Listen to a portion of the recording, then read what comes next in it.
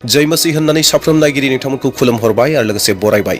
अनजाग्रा नायगिरि नोंथांमोन, दिनै जोङो बे भिडिअनि गेजेरजों मोनसे बेबायदि रहस्यजों बुंफबना थानाय बाइबेल सिरिखौ ध्यान खालामगोन, अध्ययन खालामगोन एबा नायबिजिरलांगोन। जानो हागौ गोबां मानसिफोरहा बे बिसयाव सोंलु दं, जानो हागौ आरो गोबां मानसिफोरा बे बाइबेल सिरिखौ दिनैसिम मोनाखैनो, जायनि जाहोनाव गोसोआव जेबो बाथ्राफोरा बेरखांफैयाखै। अनजाग्राफोर, दिनै आङो नोंथांमोननो बे बाइबेल सिरिखौ बुंनानै होनो नागिरदों आरो नोंथांमोननो बेखेवनानै होनो नागिरदों। बे बाइबेल बोसोनानो जादों जाहैबाय लुकासनि 17:20 आरो 21 सिरिनि बाथ्रा, आरो बेयाव बुंनाय दं जाहैबाय इसोरनि रायजोआ नोंसोरनियावनो दं। येस अनजाग्रा नायगिरिफोर, इसोरनि रायजोआ नोंसोरनियाव दं होननाय मोनसे बाथ्रा दं। दा जों बे बिसयाव जोङो बाथ्राखौ नायलांगोन। नायगिरि लोगो, नोंथांमोन बे बोसोनाव बुंनाय एबा बे बाइबेल सिरियाव बुंनाय जि बोसोन, बे बाथ्राया सोरगो रायजोनि बाथ्रा, आरो बे सोरगो रायजोआ बबेबा गोजान जायगायाव थानायनि बाथ्राखौ बुङाखै। बियो माबा मोनसे संसारिक रायजो नङा एबा भौतिक रायजो नङा, नाथायब्ला मोनसे गोथां आत्मिक मोन्दांथिया जोंनि गोसोआव नुजाफैयो एबा जाखांफैयो। अनजाग्राफोर, बे बोसोना खालि खोनासंनायनि थाखायल' नङा, नाथायब्ला बेखौ बुजिनायनि थाखाय आरो जिउआव मोन्दांथि लानायनि थाखाय बे भिडिअआ जागोन। जेब्ला जिसु ख्रिस्ट'आ बे बाथ्राखौ बुंदोंमोन, बै समाव मानसिफोरा मोनसे बेबायदि मोजां रायजोखौ हास्थायनानै दङमोन। बिसोर सानदोंमोन दि इसोरनि रायजोआबो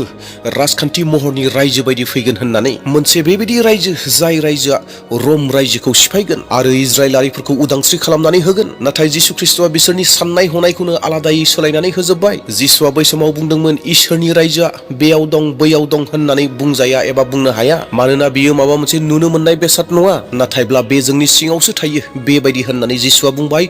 आरो बै समाव गोबां मानसिनि साननाय हनायफोरा सोलायजोब्बाय। दा बेनिखायनो अनजाग्राफोर, बे रहस्यनि बाथ्राखौ मोनथिजोबनो थाखाय भिडिअखौ जागायजेननायनिफ्राय जोबजासिम नायथारदो। दे अब्ला जोङो रहस्य फारसे आवगायलांदोनि। दा थारैनो बाथ्राखौ बेखेवनायनि सिगाङावनो जिसु ख्रिस्ट'आ बैयाव मा मा बाथ्राफोरखौ बुंदोंमोन बेखौ आं नोंथांमोननो थोंजोङैनो गोथार बाइबेलनिफ्राय फरायग्रोनानै होनो हास्थायग्रोबाय। नोंथांमोना खोनासंग्रोदो।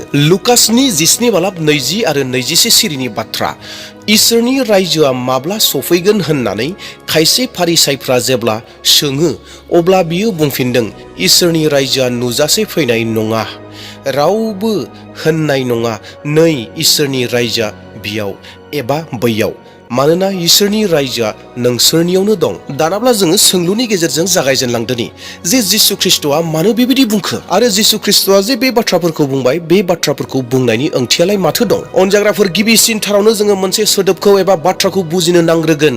बे जादों जाहैबाय रायजोनि बाथ्रा। बे रायजोनि ओंथियालाय माथो? रायजोनि ओंथियानो जादों जाहैबाय सासन, अधिकार आरो प्रभुता। डेट मिन्स सासे दैदेनगिरि थानाय, जायखौ इंलिसाव सुप्रेमेसि होननानै बुङो। जेब्ला जिसु ख्रिस्ट'आ सोरगोनि रायजोआ जोंनियावनो दं होननानै बुंदोंमोन, बिनि ओंथियानो जादोंमोन जाहैबाय इसोरनि दैदेननाय, बिनि मोन्थाय एबा बिनि अधिकार आरो बिनि अननाय आरो बिनि गोजोननाय आरो बिनि उपस्थिति एबा बिनि थाथाया जोंनि गोसो गोरबोआव गायसनजागोन। बेनि ओंथिया बे नङादि जे साफ्रोमनिबो गोसो गोरबो सिङाव एबा गोसो गोरबोआव इसोरनि रायजोआ जे गायसनजागोन, बे नङा। नाथाय बेनि ओंथिया बेसोदि जे इसोरनि रायजोआव जोंनि गोसो गोरबोआव, जोंनि सिङाव गायसन जानो हागौ, थिसन जानो हागौ। जेब्ला जोङो जोंनि जिउखौ इसोरनि सिङाव दिनो, जेब्ला जोङो बिनि बोसोनफोरखौ गनायो एबा नाजावो, आरो जेब्ला जोङो बिनि आत्माजों थाबायनो जागायजेनो, अब्लाना अनजाग्राफोर, जोंनियाव इसोरनि रायजोआ गायसन जागोन। अनजाग्रा नायगिरि लोगो, नोंथांमोन, इसोरनि रायजोआ बाहेरनिफ्राय नुजाबोआ, नाथाय जोंनि गोसो सिंनिफ्रायसो एबा सिंनिफ्रायसो बियो फैगोन एबा नुजागोन। जेब्ला सासे मानसिया थारैनो गोसो गोरबोनिफ्राय उनदाहा खालामो, जेब्ला बियो पापखौ नागारनानै इसोरनि फारसे गिदिङो, अब्लाना बिनि गोसो इसिङाव मोनसे सोलायनाया फैयो, आरो बेबायदि सोलायनायानो एबा बे सोलायनायानो इसोरनि रायजोनि थाखाय मोनसे जागायजेननाया जायो। बे माबा मोनसे बाहेराव एबा बायजोआव दिन्थिफुंनाय बाथ्रा नङा, नाथायब्ला बियो गोसो सिंनि मोनसे जांख्रिखांनायसो। अनजाग्राफोर, इसोरनि रायजोआ सान्ति एबा गोजोन। नोंथांनि सोरगिदिं जेरावबो अशान्तियानो अशान्ति एबा समस्यायानो समस्या, नाथाय बैबायदि थासारियावबो नोंनि गोसो इसिङाव मोनसे सान्ति एबा गोजोना दङब्ला, बियो मोनसे इसोरनि रायजोनि सिनायथि। इसोरनि रायजोआ अननाय। सोरबा मानसिया नोंखौ दुखु मोनहोनो हागौ, नाथाय नोङो बैबायदि थासारियावबो नोङो बिखौ निमाहा होयो, आरो बेनो जादों जाहैबाय इसोरनि रायजोनि नेरसोन, इसोरनि रायजोनि खामानि। इसोरनि रायजोआ जाहैबाय आलो गोजोन। नोंथांनि जिउनि थासारिफोरा गोबां गोब्राब जानो हागौ, नाथाय बैबायदि थासारि, गोब्राब थासारियावबो नोंनि गोसो सिङाव मोनसे आलो गोजोना थाबाय थागोन आरो आलो गोजोनै सोलिनो हागोन। बेनो जादों इसोरनि रायजोनि थानाय। जिसु ख्रिस्टआ आरोबाव ओरैहाय बुंबावबाय, इसोरनि रायजोआ नुजासे फैनाय नङा, रावबो होननाय नङा नै इसोरनि रायजोआ बेयाव एबा बैयाव। मानोना इसोरनि रायजोआ मेगनजों नायनो थाखाय माबा मोनसे बेसाद मुवाफोर नङा, बे माबा मोनसे भवन एबा न' नङा, बियो माबा मोनसे हानजा नङा, नाथायब्ला बियो मोनसे गोथां सोमोन्दोसो, जेरावहाय मानसि आरो इसोरनि गेजेराव थायो। अनजाग्राफोर, जों आरोबाव बाथ्राखौ गोथौयै बुजिनो थाखाय जों आरोबाव गोथौयै थांबावदोनि। अनजाग्राफोर, जेब्ला इसोरनि रायजोआ जोंनि सिङाव थायो अब्लाना जोंनि साननाय हनायफोरा सोलायो। जों संसारनि बायदियै नङा, नाथाय जोङो इसोरनि बायदियै साननो हमो। जोंनि गोनांथिफोरा सोलायलाङो। गोदो जोङो जिफोरखौ जों गोनांथि होननानै साननानै लायोमोन, दायोब्ला जोङो बैफोरखौ गोनांथि होननानै सानलिया। आरो जायखौ जोङो सिगाङाव नुनानैबो नुयैफोर बायदि, मिथिनानैबो मिथियै बायदि थायोमोन, नाथाय दानाब्ला बैसो जोंनि थाखाय बयनिख्रुइबो इम्परटेन्ट एबा गोनांथिसिनथार जाबाय एबा जायो। जों जोंनि जिउखौ गावनि थाखाय नङा, नाथायब्ला जोङो इसोरनि थाखायसो थांना थानो हास्थायोसै। अनजाग्रा नायगिरि लोगो नोंथांमोन, बे गोबां गोनांथि सैथो बाथ्रा। इसोरनि रायजोआ बाहेरनिफ्राय एबा बायजोनिफ्राय फैया, नाथाय बियो जोंनि सिंनिफ्रायसो फैयो एबा सिंनिफ्रायसो जागायजेनो। जुदि नोंथांनि गोसोआ सोलायबायब्ला अब्लाना नोंथांनि जिउआबो सोलायलांगोन। जुदि नोंथांनि सिङाव गोथार जाबायब्ला नोंथांनि बाहेरावबो गोथार जागोन। बेनिखायनो जिसु ख्रिस्टआ अरायबो गोसो सिंनि बाथ्राखौनो बुंदों। जिसुआ बुंदोंमोन दि नोंनि गोसो सिङाव एबा गोसोखौ साखोन सिखोन खालामग्रो, अब्लाना बाहेरावबो साखोन सिखोन जागोन एबा साफा जागोन। अनजाग्राफोर, दानाब्ला जोङो बेखौ बुजिनो नाजानो दि जे इसोरनि रायजोआ जोंनि सिङाव माबायदि फैगोन। सेथि बाथ्रा, फोथायनायनि गेजेरजों। जेब्ला जोङो जिसु ख्रिस्टनियाव फोथायो एबा जिसु ख्रिस्टखौ फोथायो अब्लाना जोङो इसोरनि रायजोआव हाबो। नैथि, उनदाहा खालामनायनि गेजेरजों। जेब्ला जोङो जोंनि पाप मावनायफोरखौ गनायनानै लायो आरो जेब्ला जोङो बैखौ नागारो अब्लाना जोंनि गोसो गोरबोआव मोनसे जायगा जायो आरो बै जायगायाव इसोरनि रायजोआ फैयो। थामथि बाथ्रा, गोथार आत्मानि गेजेरजों। गोथार जिउआ जोंनि सिङाव थानानै खामानि मावो आरो जोंखौ इसोरनि रायजोनि राहा लामाफोरजों थांना थानो थाखाय फोरोङो। जेब्ला बे मोनथाम बाथ्राया जोंनि जिउआव जायो अब्लाना इसोरनि रायजोआ जोंनि सिङाव गायसन जायो। येस अनजाग्रा नायगिरिफोर, बे सैथो बाथ्रा।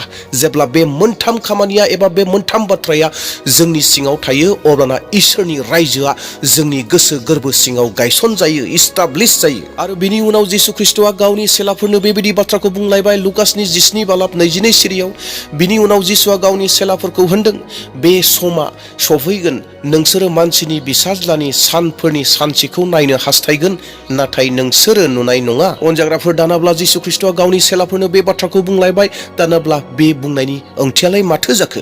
बेनि ओंथियानो जाहैबाय जोङो माब्लाबा बायहेरावसो सिन एबा नेरसोनफोरखौ नायगिरो आरो सोमोनांथावफोरखौ जोङो नायगिरो। जों गोबां समाव हास्थायोदि जे इसोरा जोंनो माबा मोनसे सोमोनांथावखौ दिन्थिथों होननानै, माबा मोनसे गिदिर खामानि मावनानै दिन्थिदों, माबा मोनसे अद्भुत खालामनानै दिन्थिदों। जों मानसिफ्रा बेबायदि हास्थायो, नाथाय जिसुआ जोंखौ फोरोंगासिनो दङदि इसोरनि खामानिया अरायबो बाहेराव एबा बायजोआवल' जाबाय थाया, बियो जोंनि सिङाव गोजोनै लासै खामानि मावबाय थायो। माब्लाबा जोङो इसोरखौ बायजोआव एबा बाहेराव नायगिरो, नाथाय बियो जोंनि गोसो सिङावनो थानानै खामानि मावगासिनो दं। अनजाग्रा ख्रिस्टनि बिसा नायगिरि लोगो नोंथांमोन, दिनै जोङो गावखौनो गाव मोनसे सोंलुखौ सोंनो नांगौ जे थारैनो इसोरनि रायजोआ आंनि सिङाव दङ ने? आंनि जिउआव इसोरनि दैदेननाया दङ ना? मा आंनि थांखिफोरा इसोरनि इच्छा बायदियै जायोना? मा आंनि साननाय हनायफोरा गोथार ना? मा आंनि गोसोआव अननाय आरो सान्थि आरो आलो गोजोना दङना? बे गासै सोंलुनि फिननायफोरा नोंथांनि थाखाय जुदि नेगेटिभ जानानै दङब्ला अब्ला दिनैनो सम नोंथांनि गोसोखौ नोंथाङा इसोरनि थाखाय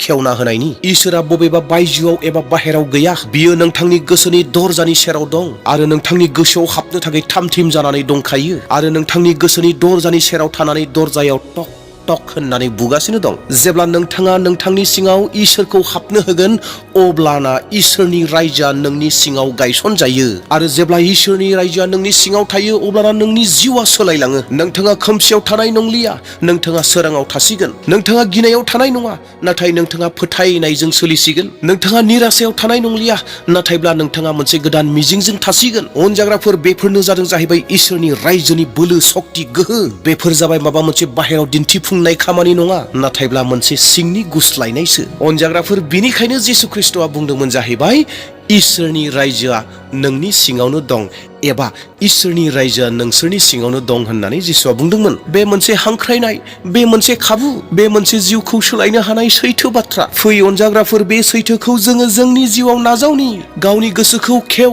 जिसु ख्रिस्टखौ गावनि जिउनि राजा बानाय। अब्लाना थारैनो मोन्दांथि मोननो हागोन दि जे इसोरनि रायजोआ जोंनियावनो थारैनो दंमारो होननानै।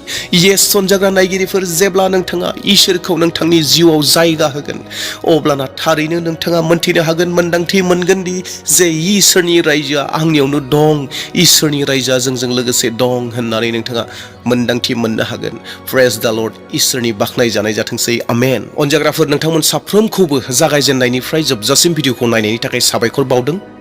बेखिनियावनो बे बाथ्राखौ बुंनो नागिरदों, नोंथांमोननो बे भिडिअखौ लाबोनायनि गुबै जाहोनानो जाहैबाय कमेन्टआव गोबां मानसिफ्रा गोबां रोखोमनि बाथ्राफोरखौ बुङो, नाथाय सासे व्यक्ति, सासे फोथायारिया बे बाथ्राखौ खावलायहरदोंमोन जे लुकासनि 19:20 आरो 21 सिरिखौ भिडिअ लाबो होननानै। आं बेखौ मोजां बुजियाखै होननानै बिथाङा बुंदोंमोन आरो बेखौ मोननाय लोगो लोगोनो आंबो ध्यान खालामबाय, अध्ययन खालामबाय आरो आङो जिखिनिखौ मोनबाय नोंथांमोननो बेखौ लानानै फैबाय। नोंथांमोना बेखौ नाजावनो हादों हायाखै बे नोंथांमोननि बाथ्रासै, नाथाय आं जिखिनिखौ रोंबाय बेखिनिखौ नोंथांमोननो मोनथिहोबाय आरो बेनि गेजेरावनो माबाफोर जुदि गोरोन्थि जादोंब्ला आंखौबो फेंहरगोन। दे अब्ला अनजाग्रा नायगिरिफोर, महेश बाग्लारिया कमेन्टआव होदोंमोन जे लुकासनि 19:20-21 सिरिनि बे भिडिअ लाबो, आं बेखौ बुजियाखै होननानै बिथाङा बुंदोंमोन। बेनिखाय बे भिडिअखौ लाबोनाय जादोंमोन। दा जायहा मोनथिनो लुबैदोंमोन, नोंथाङा जुदि दिनै भिडिअखौ नायदोंब्ला एबा उनाव नायदोंब्लाबो बे भिडिअआ नोंथांनि थाखाय आरो बेजों लोगोसे साफ्रोम नायगिरि बिथांमोनाबो जेन बे बाथ्राखौ बुजियो, बेनि थाखाय लाबोनाय जाबाय। दे अब्ला अनजाग्रा नायगिरि नोंथांमोन, भिडिअखौ मोजां मोनदोंब्ला मोनसे लाइक होदो आरो लोगोसे भिडिअखौ गुबुननो शेयार खालाम, जेन गोबां मानसिफ्रा बे बाथ्राखौ मिथियो आरो लोगोसे चेनेलाव सोरबाफोर गोदान फैदोंब्ला चेनेलखौ साबस्क्राइब खालामना लादो। दे अब्ला थेंक इउ।